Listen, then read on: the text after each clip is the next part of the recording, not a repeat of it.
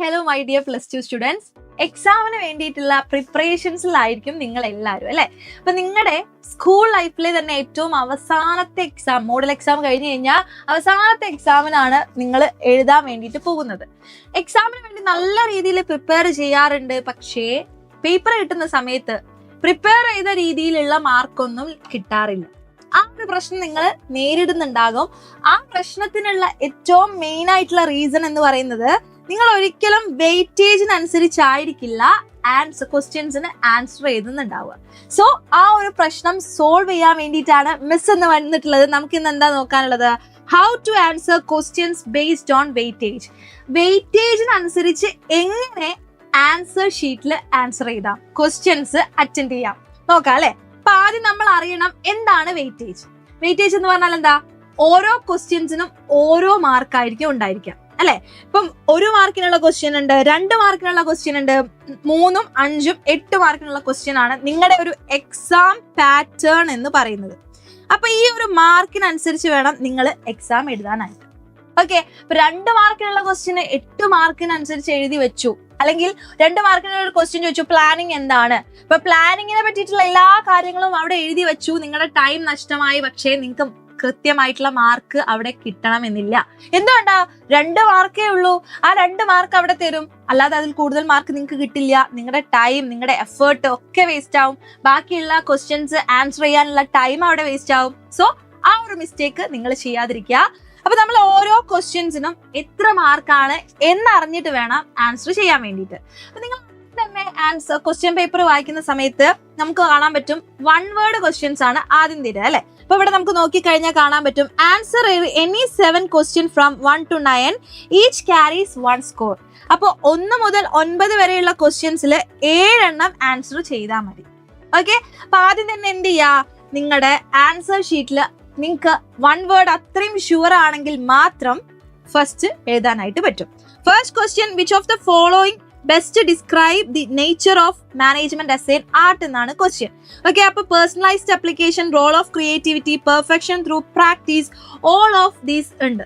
അപ്പൊ ആൻസർ എന്ന് പറയുന്നത് ഡി ആണ്, ഓൾ ഓഫ് ദി അബോവ്. അപ്പൊ നിങ്ങൾക്ക് ആൻസർ ചെയ്യാനായിട്ട് പറ്റും. ഓക്കെ, ഇനി ആൻസർ അറിയില്ല എന്നതാണ്.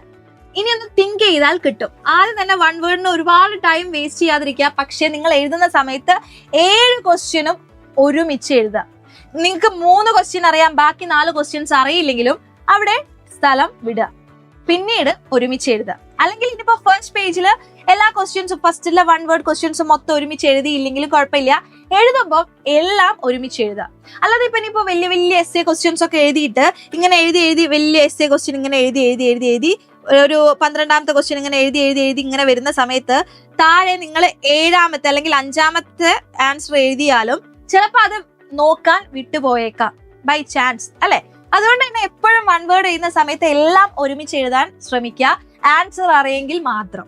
നിങ്ങൾക്ക് അറിയില്ല ഒക്കെ കറക്കി കുത്തി എഴുതുകയാണെങ്കിൽ അത് ഫസ്റ്റ് എഴുതി വെക്കാതിരിക്കുക. First impression is the best എന്നല്ലേ അല്ലെ. അപ്പൊ ഈ ക്വസ്റ്റ്യൻസ് ഒക്കെ വായിക്കുന്ന സമയത്ത് ഒക്കെ തെറ്റ് പോവുകയാണെങ്കിൽ ടീച്ചറുടെ ഇംപ്രഷൻ അവിടെ കുറയും. ഓക്കെ, അപ്പൊ നിങ്ങൾക്ക് എന്ത് ചെയ്യാം, ബാക്കിയുള്ള ക്വസ്റ്റ്യൻസിന് ആൻസർ ചെയ്യാം.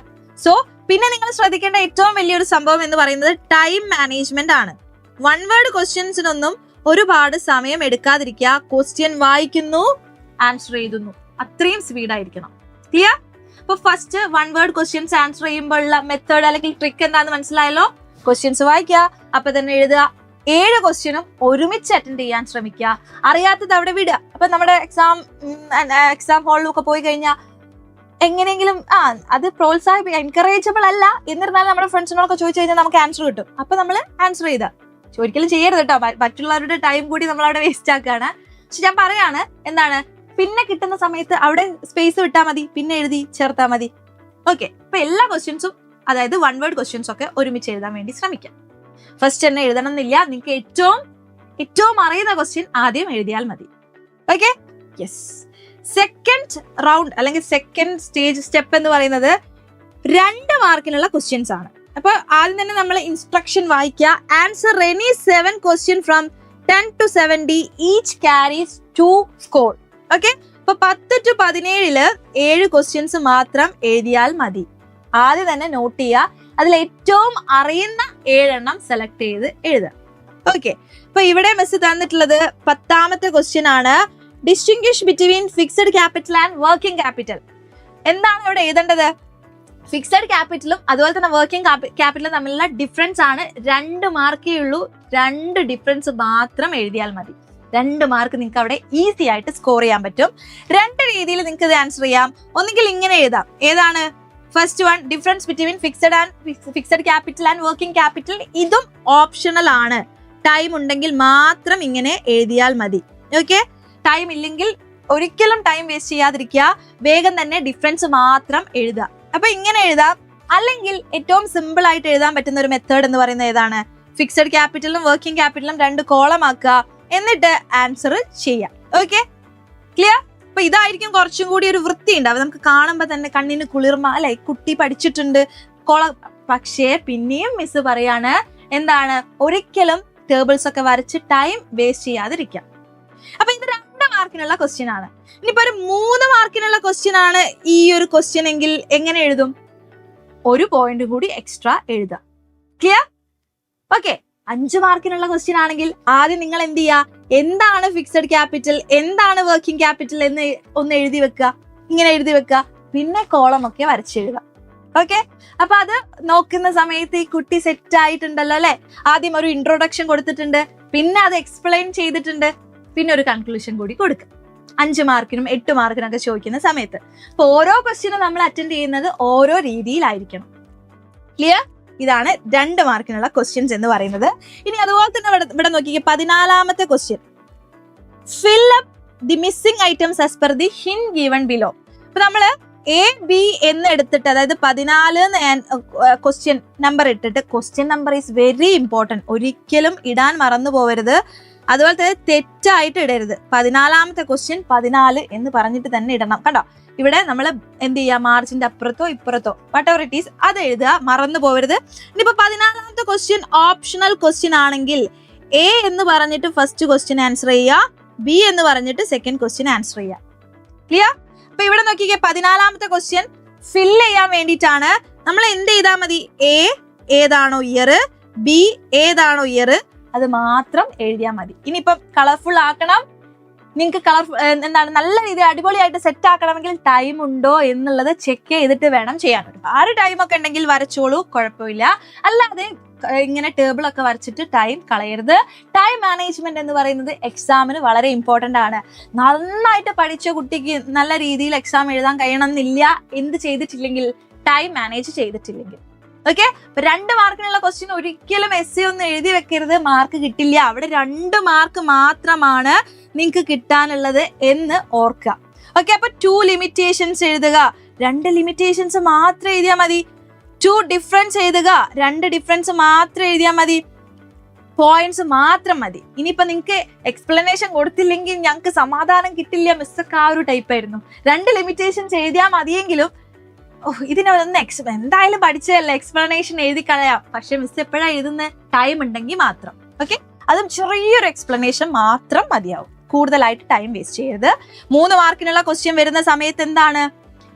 ആ ഒരു എക്സ്പ്ലനേഷൻ ആണെങ്കിൽ കുറച്ചു കൂട്ടുക. 2 മാർക്കിനേക്കാൾ 1 മാർക്കേ കൂടുന്നുള്ളൂ, അപ്പൊ കുറച്ചു കൂട്ടുക. ഓക്കെ, ഇനിയിപ്പം 3 പോയിന്റ്സ് എഴുതുക. ഇനിയിപ്പം ചെറിയ ചെറിയ പോയിന്റ്സ് ആണ്, 6 പോയിന്റ്സ് എഴുതുക. അതായത് ഇപ്പൊ ഇവിടെ എക്സാമ്പിൾ ഉണ്ട്. അതായത് 20ാമത്തെ ക്വസ്റ്റ്യൻ ശ്രദ്ധിക്കാം. Prepare slide on the 6 consumer rights under the consumer protection act. Consumer protection നമ്മൾ പഠിച്ചിട്ടുണ്ട്. അത് നമുക്ക് 6 റൈറ്റ്സ് ആണ് പഠിക്കാനുള്ളത്. ആ 6 റൈറ്റ്സ് മാത്രം എഴുതിയാൽ മതി. കാരണം എന്താണ്? 3 മാർക്കേ ഉള്ളൂ. ഇവിടെ പോയിന്റ്സ് ഓൺലി എന്ന് തന്നിട്ടുണ്ട്. ചില ആൾക്കാര് കൺസ്യൂമർ റൈറ്റ്സ് ഞാൻ എന്തായാലും പഠിച്ചു, ഇനി ഞാൻ പഠിച്ചു എന്നുള്ളത് മിസ്സിനെ അറിയിച്ചേക്കാം, അല്ലെ, വാല്യൂ ചെയ്യുന്ന ആള് അറിഞ്ഞോട്ടെ എന്ന് കരുതി എഴുതി വെക്കുന്ന ആൾക്കാരുണ്ട്. മാർക്ക് കിട്ടില്ല.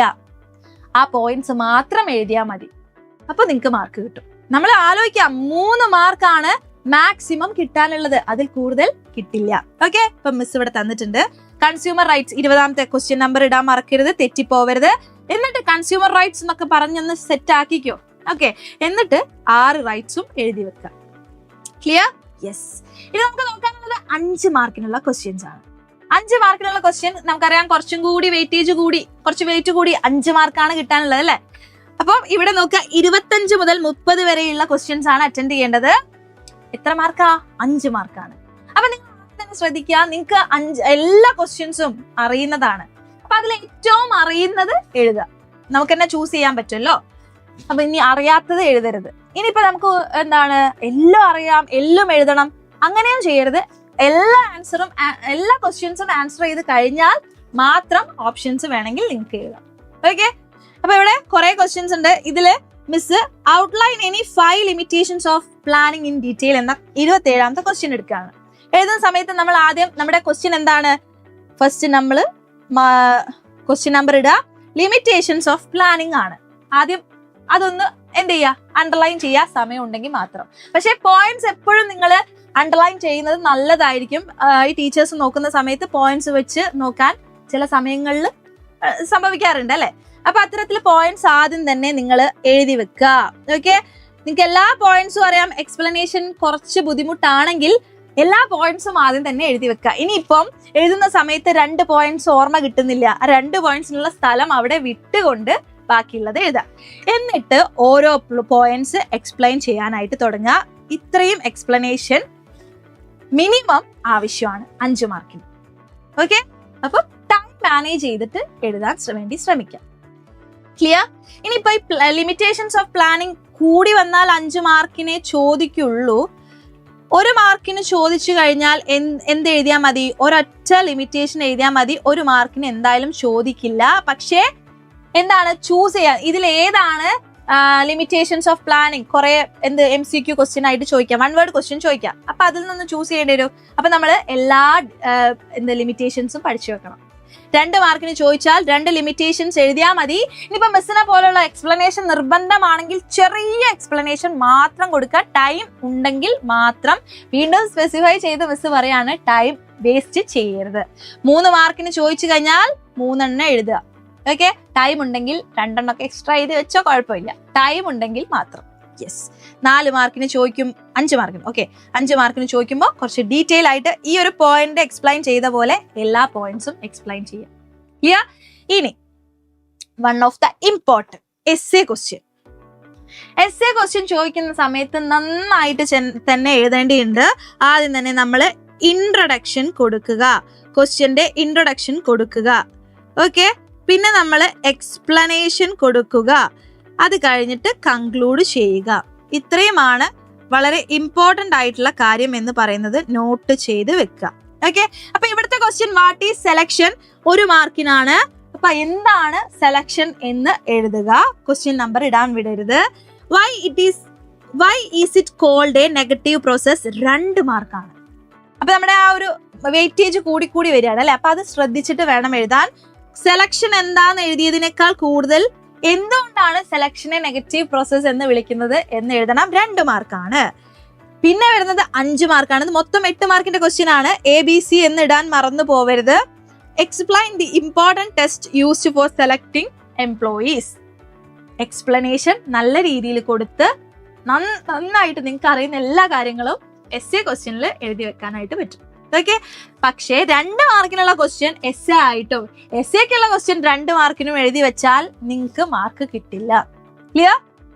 അതുപോലെ അടുത്ത ക്വസ്റ്റ്യൻ എന്താ, briefly explain any 8 commonly used sales promotion activity. Sales promotion എന്താന്നുള്ളത് ആദ്യം ഇൻട്രൊഡക്ഷൻ കൊടുക്കുക. ഫസ്റ്റ് ഇൻട്രൊഡക്ഷൻ എഴുതേണ്ട കാര്യമില്ല കേട്ടോ. ഇൻട്രൊഡക്ഷൻ എങ്ങനെയാന്ന് വേണ്ടതെന്ന് വെച്ചാൽ, അതായത് 32ാമത്തെ ക്വസ്റ്റ്യൻ ഇട്ടു. എന്നിട്ട് സെയിൽസ് പ്രൊമോഷൻ എന്താന്നുള്ളത് ആദ്യം തന്നെ നമ്മൾ അണ്ടർലൈൻ ചെയ്തിട്ട് എന്താന്നുള്ളത് എക്സ്പ്ലെയിൻ ചെയ്യാം. എന്നിട്ട് വേണം ഓരോ സെയിൽസ് പ്രൊമോഷൻ ആയിട്ട് എക്സ്പ്ലെയിൻ ചെയ്യാൻ. ലാസ്റ്റ് ഒരു കൺക്ലൂഷനും കൂടി കൊടുക്കാം. ഇങ്ങനെ വേണം എക്സാമിന് നിങ്ങൾ പ്രിപ്പയർ ചെയ്യാൻ വേണ്ടിയിട്ട്. ഇപ്പൊ മിസ് വെയിറ്റേജ് വീഡിയോ, അതായത് നമ്മുടെ എക്സാമിന്റെ വെയിറ്റേജ് വീഡിയോ ചെയ്ത സമയത്ത് ഒരു കുട്ടി കമന്റ് ചെയ്തു, ലിമിറ്റേഷൻസ് ചോദിക്കുന്ന സമയത്ത് എങ്ങനെയാണ് ആൻസർ ചെയ്യേണ്ടത്. അതിൽ നിന്നാണ് ഇങ്ങനെ ഒരു വീഡിയോ ഉണ്ടായിട്ടുള്ളത്. അതായത് ലിമിറ്റേഷൻസ് എക്സ്പ്ലെയിൻ ചെയ്യേണ്ട കാര്യമുണ്ടോ എന്ന് ചോദിക്കുമ്പോൾ നമുക്ക് ക്വസ്റ്റ്യന്റെ വെയിറ്റേജിനനുസരിച്ച് അത് പറയാൻ പറ്റുള്ളൂ. 2 മാർക്കിനുള്ള ക്വസ്റ്റ്യൻ ആണെങ്കിൽ എക്സ്പ്ലെയിൻ ചെയ്യേണ്ട, 3 മാർക്കിനുള്ള ക്വസ്റ്റ്യൻ ആണെങ്കിലും എക്സ്പ്ലനേഷൻ വേണ്ട. 5ലേക്ക് വരുമ്പോൾ എക്സ്പ്ലനേഷൻ വേണം. അതാണ് ഓരോ ക്വസ്റ്റ്യനും നമ്മൾ ആൻസർ ചെയ്യേണ്ട രീതി എന്ന് പറയുന്നത്. സോ നമ്മൾ എപ്പോഴും വെയിറ്റേജ് അനുസരിച്ച് വേണം ഓരോ ക്വസ്റ്റ്യനെയും അപ്രോച്ച് ചെയ്യേണ്ടത്. 1 മാർക്കിനുള്ള ക്വസ്റ്റ്യൻസിനൊക്കെ എന്താണ്, 1 സെക്കൻഡ് പോരെ അല്ലേ? ഓക്കെ, 1 സെക്കൻഡ് കൊണ്ട് ഒന്നും ആവില്ല മിസ് എന്നാണെങ്കിൽ 1 മിനിറ്റ് വെച്ചിട്ട് എഴുതാം. ഇനി 2 മാർക്കാണെങ്കിൽ 2 മിനിറ്റ്. മിസ്സിന് ഇത് പറയാം എന്നായിരിക്കും അല്ലെ. അപ്പൊ നിങ്ങൾ ഏറ്റവും കൂടുതൽ 8 മാർക്കിനുള്ള ക്വസ്റ്റ്യന് ഇമ്പോർട്ടൻസ് കൊടുക്കുക അല്ലെ. 2 ക്വസ്റ്റ്യൻ എഴുതി കഴിഞ്ഞാൽ 16 മാർക്കാണ് കിട്ടുന്നത്. സോ എസ്എ ക്വസ്റ്റ്യൻ അറിയാമെങ്കിൽ ഫസ്റ്റ് അത് നമുക്ക് എഴുതാൻ പറ്റും. അപ്പൊ ഇനി കുറെ കഴിഞ്ഞിട്ട് എസ്എ എഴുതി തീരുന്നില്ല, ഇനിയും കുറെ ആൻസർ ചെയ്യാനുണ്ട്. അപ്പൊ നിങ്ങൾ എന്ത് ചെയ്യുക, ഒരു പേജ് അവിടെ സ്പേസ് വിടുക. ഒരു പേജ് വിടണം എന്നില്ല, എത്രത്തോളം നിങ്ങൾക്ക് എഴുതാനുണ്ടാവും നിങ്ങൾക്ക് ഒരു ഐഡിയ ഉണ്ടാവുമല്ലോ, അത്രയും സ്പേസ് വിടുക. എന്നിട്ട് അടുത്ത ക്വസ്റ്റ്യൻ തുടങ്ങാം. മിസ്റ്റൊക്കെ അങ്ങനെയാ ചെയ്തോണ്ടിരുന്നത്. ഇനിയിപ്പോ എഴുതാൻ സമയം കിട്ടിയില്ലെങ്കിൽ ആ പേജ് കട്ട് ചെയ്ത് വിട്ടാൽ മതി. കട്ട് ചെയ്യുക ഇൻ ദ സെൻസ് ഇങ്ങനെ നമ്മൾ ക്ലോസ് ചെയ്ത് ഇട്ടാൽ മതി. ക്ലിയർ? അപ്പൊ ഇങ്ങനെ വേണം ഓരോ എക്സാമിനും നിങ്ങൾ, പ്രത്യേകിച്ച് business studies. Okay, business studies എക്സാമിന് ഇങ്ങനെയാണ് നിങ്ങൾ അപ്രോച്ച് ചെയ്യേണ്ടത്. ടൈം മാനേജ് ചെയ്യുക, ഓരോ ക്വസ്റ്റ്യൻസിന്റെയും സ്കോർ നോക്കുക, ഓരോ ക്വസ്റ്റ്യൻസിന്റെയും വെയിറ്റേജ് അനുസരിച്ച് മാത്രം എക്സാമിന് അറ്റൻഡ് ചെയ്യുക. അതുപോലെ തന്നെ ഓപ്ഷൻസ് ക്വസ്റ്റ്യൻസ് ടൈം ഉണ്ടെങ്കിൽ ലാസ്റ്റ് എഴുതുക, അല്ലെങ്കിൽ അത് വിട്ട് കളയാ, എഴുതേണ്ട കാര്യമില്ല. Okay, clear? സെറ്റ് അല്ലേ? ഇങ്ങനെ നിങ്ങൾ എക്സാമിന് പ്രിപ്പയർ ചെയ്ത് സെറ്റ് ആയിട്ട് പോവാൻ വേണ്ടിയിട്ട്. അപ്പൊ ഇനിയും നിങ്ങൾക്ക് ഡൗട്ട് ഉണ്ടെങ്കിൽ എന്ത് ചെയ്യുക, ഏതെങ്കിലും ഒരു പ്രീവിയസ് ഇയേഴ്സ് ക്വസ്റ്റ്യൻ പേപ്പർ എടുത്ത് വെച്ച് ഒരു എക്സാം എഴുതി നോക്കുക. എക്സാം എഴുതി ഇങ്ങനെ ചെയ്ത് പഠിച്ചു കഴിഞ്ഞാൽ നിങ്ങൾക്ക് കൂടുതലായിട്ട് കോൺഫിഡന്റ് ആയിട്ട് എക്സാം എഴുതാനായിട്ട് പറ്റും. ടൈം വേസ്റ്റ് ചെയ്യരുത്. അപ്പൊ സെറ്റ് ആയിട്ട് അടിപൊളിയായിട്ട് എക്സാം അറ്റൻഡ് ചെയ്യുക. ഇങ്ങനെയുള്ള യൂസ്ഫുൾ വീഡിയോസുമായിട്ട് മിസ് വരുന്നതായിരിക്കും, ട്രിപ്പിൾ ഐ വരുന്നതായിരിക്കും. Okay, good bye.